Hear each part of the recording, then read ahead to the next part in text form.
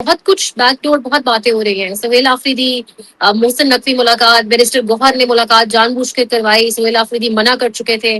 پھر آفریدی صاحب کا یہ کہنا کہ میں نے عمران خان کے حوالے سے کوئی بات نہیں کی، تو یہ بھی غلط پوائنٹ ہے. اگر نہیں کی تو کیوں نہیں کی؟ کارکنان کے حوالے سے بات کیوں نہیں کی؟ علیمہ خان لائم ہے. کیا اس پوری سچویشن پہ آپ کیا کہتے ہیں؟ دیکھیے اس وقت اصل میں پرابلم کیا ہے؟ پرابلم یہ ہے کہ محسن نقوی صاحب جو گئے وہ خود چل کر گئے. سہیل آفریدی صاحب یا بیرسٹر گوہر نہیں آئے محسن نقوی کے پاس. پہلا پوائنٹ تو یہ ہے کہ محسن نقوی صاحب خود پہنچے بیرسٹر گوہر کے گھر. نمبر 1. نمبر 2، محسن نقوی صاحب کون ہیں؟ محسن نقوی صاحب ہیں خصوصی ایلچی جناب فیلڈ مارشل کے. وہ ان کی مرضی کے بغیر سانس بھی نہیں لے سکتے، پانی بھی نہیں پیتے.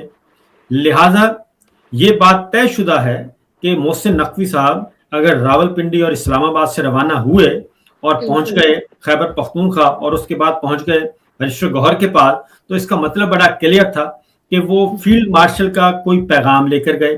اور وہ پیغام کیا ہو سکتا ہے؟ وہ پیغام یہی ہے کہ عمران خان کے ساتھ معاملات طے کیے جائیں اور پاکستان تحریک انصاف کے ساتھ معاملات طے کیے جائیں. وہ فیلڈ مارشل کا میسج لے کے گئے تھے. اب اس کو خفیہ کیوں رکھا گیا یہ ایک الگ سے سوال ہے، لیکن یہ بات تو اسٹیبلش ہے کہ ہمیشہ وہ بات ہے نا کہ پیاسا کنویں کے پاس جاتا ہے. یہ پہلا موقع نہیں ہے، کیونکہ سہیل آفریدی گنڈا پور کے بعد سہیل آفریدی آئے. پہلے سہیل آفریدی کا راستہ روکنے کی کوشش کی گئی، اب ان کو بھی شامل کیا جا رہا ہے کیونکہ سہیل آفریدی جو ہیں وہ مومنٹم بنا رہے ہیں.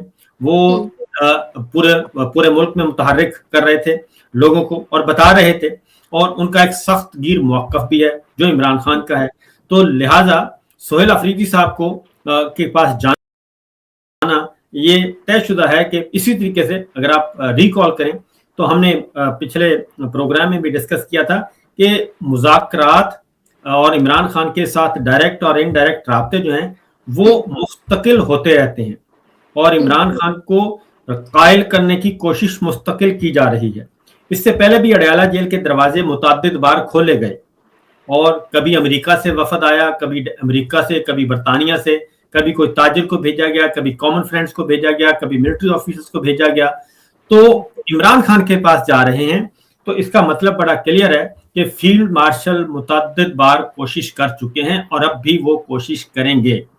اور کیونکہ اس کی ریزن ہے کہ ان کو مسلم لیگ نواز سے کوئی خطرہ نہیں ہے، پیپلز پارٹی سے کوئی خطرہ نہیں ہے. اس وقت اگر سٹریٹ پاور ہے تو وہ عمران خان کے پاس ہے. نوجوانوں سے لے کے بزرگوں تک سارے کے سارے اب تک جتنے سرویز ہو چکے ہیں وہ عمران خان کو سپورٹ کر رہے ہیں، جتنے الیکشن ہو چکے ہیں وہ عمران خان کو سپورٹ کر رہے ہیں.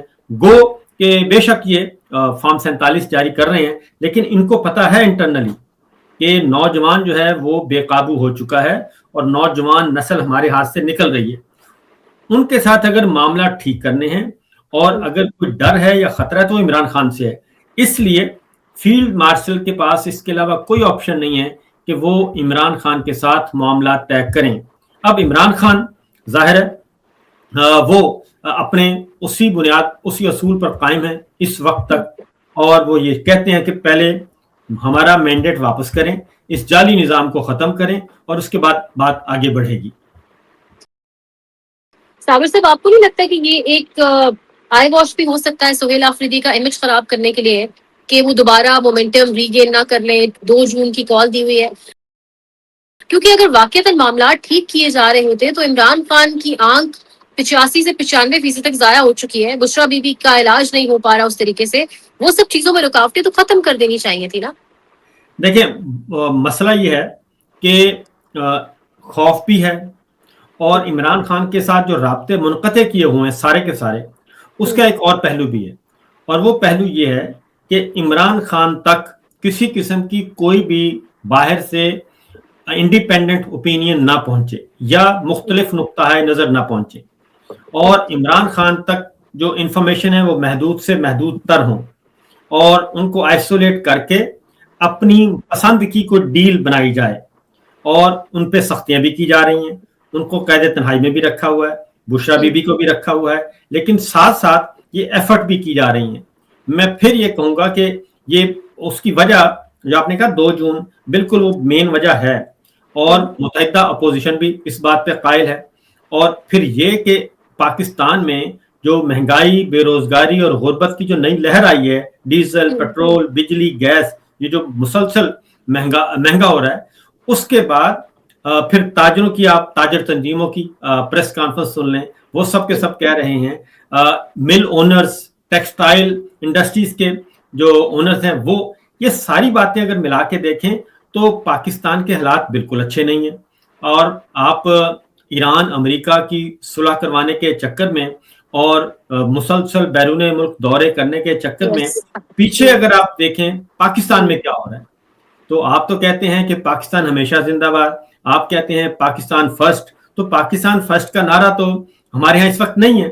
ہمارے اپنے ہاؤس ان آرڈر نہیں ہے, ہمارے اپنے حالات خراب ہیں, اور جو وزیر داخلہ ہیں, جو خصوصی ایلچی ہیں, ان کی پرائیورٹی تہران ہے, ان کی پرائیورٹی امریکہ ہے, ان کی پرائیورٹی اسرائیل ہے, ان کی پرائیورٹی یو اے ای ہے, ان کی پرائیورٹی بلوچستان نہیں ہے. اور یکے بعد دیکھیے 2 دہشت گردی کے واقعات ہو گئے. تو یہ بالکل ہے کہ 2 جون کی ہڑتال ان کے ذہن میں. پھر ایک اور بھی کہ اب یہ بار بار تو گولی نہیں چلائی جا سکتی, یہ بھی ان کا مسئلہ ہے کہ ہر بار جو ہے وہ آپ گولی نہیں چلا سکتے. آپ نے ایک طاقت کا استعمال کر کے دیکھ لیا, اور وہ پیک تھا 26 نومبر. اس کے بعد آپ نے دیکھا کہ آزاد کشمیر میں جب موومنٹ چلی, پہلے چلی تو گولی چلائی گئی, لیکن وہ نہیں ہٹے تو پھر ان کے ساتھ معاملات طے کرنے پڑے. اور گولی جو ہے وہ مسئلے کا حل نہیں ہوتا, وہ ایک آدھ دفعہ چلائی جا سکتی ہے. اور پھر اب 26 نومبر کی جو گولی چلائی گئی, اور جس انفارمیشن کی بنیاد پہ چلائی گئی, وہ انفارمیشن اور وہ واقعی غلط تھا. وہ جو رینجرز کے جوانوں پہ گاڑی چڑھانے کا معاملہ تھا, اس کا پی ٹی آئی سے دور دور تک کوئی واسطہ نہیں تھا. تو یہ غلطیاں تو مسلسل کیے جا رہے ہیں, کر رہے ہیں, تو ان کو سمجھ نہیں آ رہی. تو پھر میں کہوں گا کہ ڈکٹیٹر, ملٹری ڈکٹیٹر جس سے اقتدار چھینتا ہے, اس سے معاملات جب تک طے نہیں کرتا, اس کو خطرہ مسلسل رہتا ہے. ویری انٹرسٹنگ سر. یہ آپ نے کیونکہ محسن نقوی کی بات کی, تو یہ ہر کوئی بہت اس پہ سوال پوچھ رہا ہے کہ محسن نقوی آخر ان میں کیا ہے. مطلب وہ پی سی بی چیئرمین بھی ہیں, وہ وزارت وزیر داخلہ بھی ہیں, وہ ڈی فیکٹو پرائم منسٹر بھی ہیں کائنڈ آف, پھر وہ تہران بھی جاتے ہیں مذاکرات کے لیے, پھر پاکستان میں بھی وہی ملتے ہیں سہیل آفریدی سے, اور جس چیز میں وہ ہاتھ ڈالتے ہیں پھر اس کا نتیجہ بھی ہم نے دیکھا ہے. گلوبل ٹیررزم انڈیکس میں ہم دوسرے سے پہلے نمبر پہ آ گئے. تو یہ کیا وجہ ہے, محسن نقوی کو اتنے سارے تمغے کیوں دیے جاتے ہیں؟ یہ محسن نقوی کو تمغے نہیں دیے جا رہے. محسن نقوی نمائندے ہیں فیلڈ مارشل کے, تو فیلڈ مارشل اس وقت آئسولیشن کا شکار ہیں. وہ کہنے کو کہتے ہیں عمران خان کو تو زبردستی آئسولیٹ کیا ہوا ہے, جبکہ ان فیکٹ آئسولیشن کا شکار ہیں فیلڈ مارشل. اس کی ریزن یہ ہے کہ فیلڈ مارشل کے پاس بے شمار ادارے ہیں, بے شمار عہدیدار ہیں, اور ہر ادارے کا اپنا کام ہے. لیکن فیلڈ مارشل کسی بھی صورت میں اپنے ہی بنایا ہوا ان کا نظام ہے. اور یہ جو اس وقت قائم شدہ ہے, اور فارم 47 کے وزیر اعظم, ان کے اپنے ہی وزیر اعظم ہیں, ان کے اپنے وزیر خارجہ ہیں, ان کے اپنی ہی وزیر اعلیٰ ہیں, اور ان کے اپنے وزیر دفاع, یہ سارے انہوں نے بنائے فارم 47 دے کے. لیکن وہ کسی پر بھی اعتبار نہیں کر رہے, وہ ان اداروں پر اعتبار نہیں کر رہے, وہ اداروں کے سربراہان پر اعتبار نہیں کر رہے. وہ اعتبار صرف کس پہ کرتے ہیں؟ محسن نقوی صاحب پہ. محسن نقوی صاحب کون ہیں؟ ان کے ان لاز کے ایک عزیز ہیں, ریلیٹیو ہیں, اور پہلے ان کو نگراں وزیر اعلیٰ بنایا. نگراں وزیر اعلیٰ وزارت اعلیٰ کے ذریعے پھر 9 مئی اسی دوران ہوا, پھر الیکشن چوری اس دوران ہوا پنجاب میں, اور پنجاب کا جس طریقے سے الیکشن فسائیت مسلط کی گئی. پھر ابھی وہ اگلی کابینہ نہیں بنی تھی کہ ان کو پہلے سے پی سی بی کا چیئرمین بنا دیا گیا, پہلے سے ہی مشیر داخلہ بنا دیا گیا, پھر سینیٹر بنوایا گیا. یعنی کہ 3 سینیٹر ہیں اس وقت, ایک فیصل واڈا, ایک انوار کاکڑ, اور ایک محسن نقوی. جو بنے تو ہیں, محسن نقوی صاحب بنے ہیں نون لیگ کے ووٹ سے, لیکن وہ آزاد سینیٹر ہیں. فیصل واڈا پیپلز پارٹی سے بنے ہیں, لیکن آزاد سینیٹر ہیں. انوار کاکڑ مختلف جماعتوں سے ووٹ لے کے بنے ہیں, لیکن آزاد سینیٹر ہیں. تو یہ محسن نقوی صاحب آزاد سینیٹر کے طور پہ, ان کو پھر وزیر داخلہ بھی بنا دیا. سینیٹر بھی وہ ہیں, وہ صحافی بھی ہیں, وہ ٹی وی کے مالک بھی ہیں, وہ خصوصی ایلچی بھی ہیں, وہ وزیر خارجہ بھی ہیں. وہ یہ ساری چیزیں جو ہیں ہر جگہ وہ کیوں نظر آتے ہیں؟ وائٹ ہاؤس میں بھی وہ ہیں، اور اس کی وجہ یہ ہے کہ field marshal general Asim Munir صاحب جو ہیں وہ کسی پر بھروسہ نہیں ہے ان کو. وہ کہتے ہیں کہ میں جو پیغام دوں وہ جائے، اور جو پیغام آئے وہ مجھ تک ڈائریکٹ پہنچے، درمیان میں کہیں بھی نہیں ہونا چاہیے. تو ان فیکٹ تو پوری ریاست کو، ریاستی اداروں کو اور ان سب کو بائی پاس کیا ہوا ہے، اور ایک ون مین شو اس وقت کام کر رہا ہے، اور ون مین شو کے ذریعے یہ سارے کام کیے جا رہے ہیں. وہ شاید 26ویں غیر آئینی ترمیم ہو، 27ویں غیر آئینی ترمیم ہو، سارے کے سارے کا مقصد یہ ہے کہ پاورز جو ہے تمام کی تمام وہ ایک فرد واحد کے ہاتھ میں رہیں. سر پاورز فرد واحد کے ہاتھ میں رہے، آپ نے ذکر کیا ہے. یہ کانسٹیٹیوشن ایوینیو اپارٹمنٹس کی اگر بات کریں، یہاں بھی پاورز لگ رہا ہے ساری کی ساری امیروں کے پاس ہے، یعنی غریبوں کی بستیاں گرا دی گئی، سب کچھ ہو گیا، لیکن یہاں پہ کہا جا رہا ہے کہ امیروں کو بالکل آپ نے ہاتھ نہیں لگانا، کچھ بھی کوئی چھڑا چھاڑی نہیں ہونی چاہیے. ایک اس پہ بھی تھوڑی روشنی ڈالیں. اور دوسرا یہ حماد حسن نے ایک ٹویٹ کیا تھا، پھر ان پہ کچھ پرچے بھی ہوئے، جو صحافی ہیں if I am not wrong یہی نام ہے ان کا، انہوں نے کوئی بڑی سینسٹیو سے ٹویٹ کر دی تھی کہ وہ اپارٹمنٹس جو ہیں وہ اس لیے بھی گرائے جا رہے ہیں کہ وہاں پہ غالباً کوئی بین الاقوامی ایجنسیز موجود ہیں. تو یہ ساری کیا کہانی ہے؟ دیکھیے بات یہ ہے کہ اگین وہی بات کہوں گا کہ جو یہ کہہ رہے ہیں وہ کر نہیں رہے. ادھر غریب آدمی تھا، غریب آدمیوں نے بھی، ان کے پاس بھی کاغذات تھے، ان کے گھروں میں بھی بجلی کے میٹر لگے ہوئے تھے، گیس کے میٹر لگے ہوئے تھے، ان کو بھی کسی نے لکھ کر دیا ہوا تھا کہ جی یہ زمین ہم آپ کو بیچ رہے ہیں. ان کا تو ریکارڈ نہیں چیک کیا گیا کیونکہ وہ غریب آدمی تھا. پھر یہ ہے کہ اس زمین کو آگے فردر ایک بہت بڑا پلان تیار کیا ہوا ہے.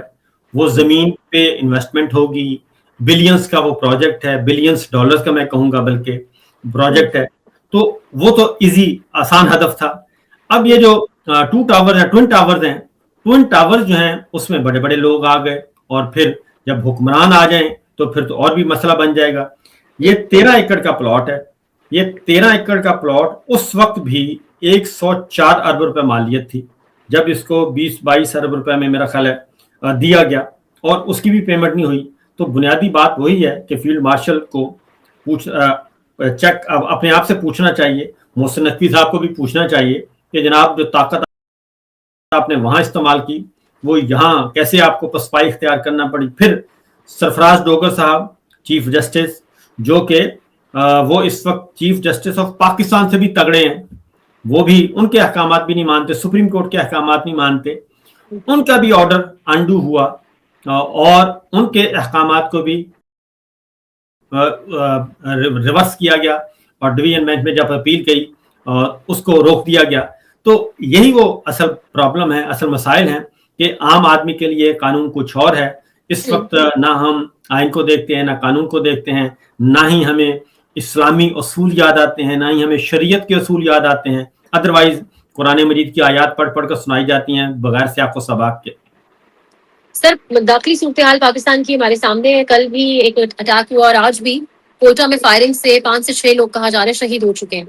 لیکن ہم جو باہر کے تمام تر ایجنڈاز ہیں، تمام تر کام ہے، وہ نمٹانے میں لگے ہیں. ساتھ ہی ٹرمپ کی ایک آپ کہہ لیں وش لسٹ، ایک نئی خواہش سامنے آ چکی ہے، اور اب تو انہوں نے کھل کے کہہ دیا ہے کہ ابراہم ایکارڈز کو تسلیم کیا جائے. تو کیا یہی وہ مطالبہ تھا بیسیکلی، یا یہی وہ کام تھا جو کروانا تھا ٹرمپ نے، اور اب بس ہو جائے گا؟ دیکھیں یہی سلسلہ پھر، کیونکہ ہم جو اس وقت ہم یہاں بیٹھے ہیں، اور اس دوران بہت سارے جو ہمارے دوست آف ایئر ہو چکے ہیں، اور شہید ارشد شریف دنیا سے رخصت ہو گئے. پرابلم یہی ہے کہ رجیم چینج آپریشن ایک گریٹر ایجنڈا ہے، گریٹر پلان ہے، اور یہ 2016 سے سلسلہ شروع ہوا جب جنرل باجوہ اور نواز شریف صاحب کا کمبینیشن آیا. وہ تو درمیان میں پاناما کی وجہ سے معاملات خراب ہو گئے، اور جنرل باجوہ اور نواز شریف صاحب کا جو کمبینیشن تھا وہ ٹوٹ گیا. اور پھر اگلے ٹینور میں پھر جنرل باجوہ صاحب نے یہ سلسلہ شروع کیا، پھر عمران خان آ گئے، پھر بریک ہوا، نہیں بڑھ سکا. اب پھر وہی کمبینیشن دوبارہ آ گیا ہے. اب فیلڈ مارشل ہیں اور وہی آل شریف ہیں، شہباز شریف صاحب ہیں. تو چیزیں اسی طرف جا رہی ہیں. تو میں یہ کہتا ہوں اگر آپ نے یہ کام کرنا ہے تو بھائی اس کو اوپن فورم میں لے کے آئیں، پارلیمنٹ میں لے کے آئیں، نیشنل سیکورٹی کمیٹی میں لے کے آئیں، सेनेट में डिस्कस करें, सूबाई असम्बलियों में डिस्कस करें, पॉलिटिकल पार्टीज का इजलास बुलाएं, आल पार्टीज को बुलाएं, तमाम पार्लिमानी और पार्लियामेंट से बाहर जमाते हैं रहनुमा, उन सबको लें स्टे, और उन सबको तमाम को लेके कोई बताएं कि जनाब हमारे पे ये उफ्ताद आन पड़ी है। अगर आप बंद कमरे में बैठ के ये अब्राहम अकॉर्ड की तरफ जाएंगे या कोई भी काम करेंगे तो उसके फिर पेचीदा मसाइल तो ये होंगे, और उसकी हमने कीमत कितनी ज्यादा अदा करनी है, ये अब तक तो हम बहुत कीमत अदा कर चुके हैं, और पाकिस्तान की मईशत, अदालत, सियासत, वकालत, सहाफत, सब कुछ हम मिलियामेट कर चुके हैं। लेकिन हमारे हाथ में क्या आया है? हमारे हाथ में हमारी बर्बादी के अलावा और कुछ नहीं आया।